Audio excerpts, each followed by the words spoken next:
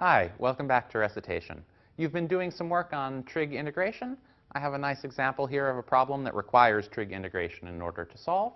So what I'd like you to do is to compute the volume of the solid that you get when you take one hump of the curve y equals sine ax and you revolve it around the x-axis. So you take the curve between two consecutive roots and then you revolve that around the x-axis, and that gives you some, I don't know, vaguely football-shaped thing, and so then the question is what's the volume of that solid?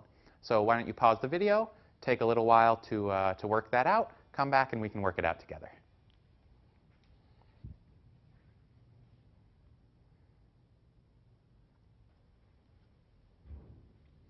Welcome back. In order to solve this problem, we just are going to apply our usual methods for computing a volume of a solid of rotation. So in order to do that, remember that one of the things you need is you need to know the region over which you're integrating, and you need to choose a method of integration. So in this case, looking at this region here, I'm rotating it around the x-axis. It looks to me, so we have two choices. We could do shells with horizontal rectangles, or we could do disks with vertical rectangles. Looks to me like vertical rectangles are going to be the way to go for this function. Nice, simple. Have their base on the x-axis. This is a nice setup for disks. So we're going to take vertical disks here, like this, vertical rectangles that are going to spin into vertical disks. And so we're going to integrate all these disks. We're going to add them up starting at x equals 0 and going until the end of this region. So we need to figure out what the end of that region is. So we need sine ax to be 0 again. Well, the first time sine is 0 after 0 is at pi. So we need ax to be pi. So this value is at pi over a. OK, so that's the setup for the problem. And now we just need to remember, how to do a problem like this. So we have each of these disks. Well, its height here is the height of the function, which is y in this case. So the area of a little disk, the area of a disk, the element of volume, the little bit of volume that we get is equal to, well, the area of the disk is pi y squared, which is pi sine squared of ax. And then the thickness of the disk is a little dx. So this is our little element dv of volume. And now to get the whole volume, we just integrate this over the appropriate range. So this means v is equal to the integral from 0 to, as we said, to pi over a of pi times sine squared of ax dx. So this is just like the sorts of integrals you were doing in class. It's a definite integral. I guess most of the ones you did were just antiderivatives, but of course that's an easy translation to make via the fundamental theorem. So we have this ax here. It's up to you. I think my life will be simpler if I just make a little u substitution, get rid of the ax, and then I don't have to think about it very much anymore. So I could take u equal ax, so du equals a dx, or dx equals 1 over a du. So I make this quick substitution. When x is 0, u is also 0. When x is pi over a, u is just pi. So this becomes the integral from 0 to pi. I can pull this pi out front, and I can pull, so I'm going to get pi times sine squared u times dx is 1 over a du. So I'm going to pull the 1 over a out front as well. So it's pi over a times the integral from 0 to pi of sine squared u du. OK, so now we've just simplified it to the situation where we've just got a trig integral, no other complications at all. How do we do this one? Well, OK, so this is not one of those nice ones where we have an odd power for either sine or cosine. We have sine is appearing to the even power 2, and cosine, well, it doesn't appear. It appears to the even power 0, if you like. You could say it that way.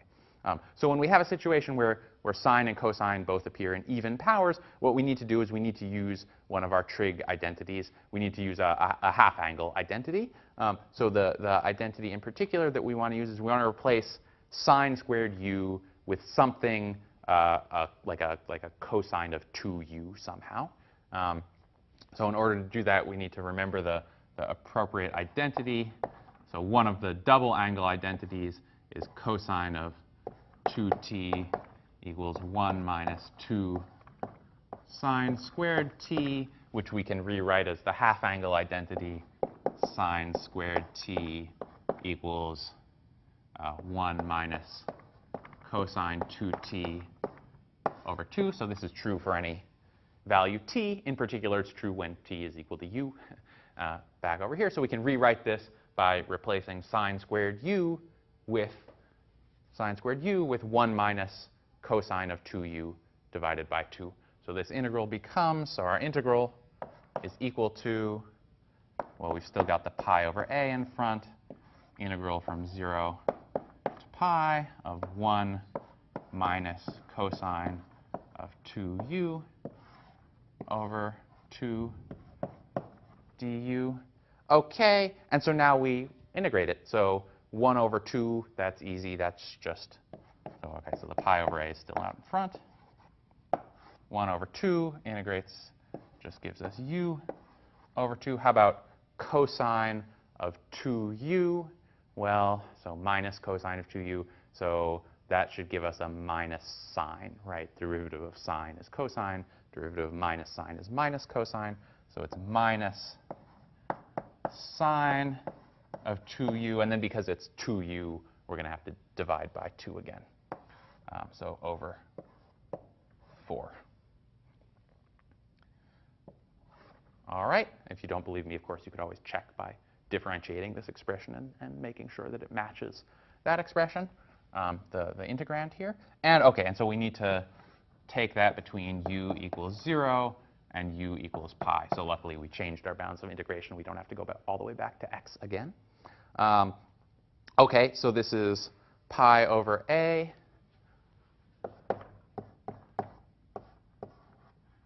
times, OK, so u over 2 minus sine 2u over 4 when u is pi is pi over 2 minus sine of 2 pi. That's just 0, right? Yes, that's just 0. Good, so this term is just 0, pi over 2 minus, OK, and now when we put in 0 here, well, we get 0 minus sine of 0. So that's also just 0. So just pi over 2. OK, so the answer then is pi squared over 2a. So that's the volume we were looking for. So just to quickly recap, we have our solid of revolution here that we get by spinning this region around the x-axis. We use our typical methods for computing volumes of solids of revolution. We've got when we do that, the integral that we set up is a trig integral with a sine squared in it. So both sine and cosine appear to an even power in this trig integral. When you're in that situation, you're going to have to use your half-angle formulas like so. Once you do that, you'll simplify. Sometimes life is hard. You'll have to do it more than once. In this case, we only had to do that once. So we got, that reduces the integral to something that's easy to compute, where you have 1 of sine or cosine always appearing to an odd power. In this case, very simple. You just had a cosine. And then you integrate it, and this was our final answer. I'll end there.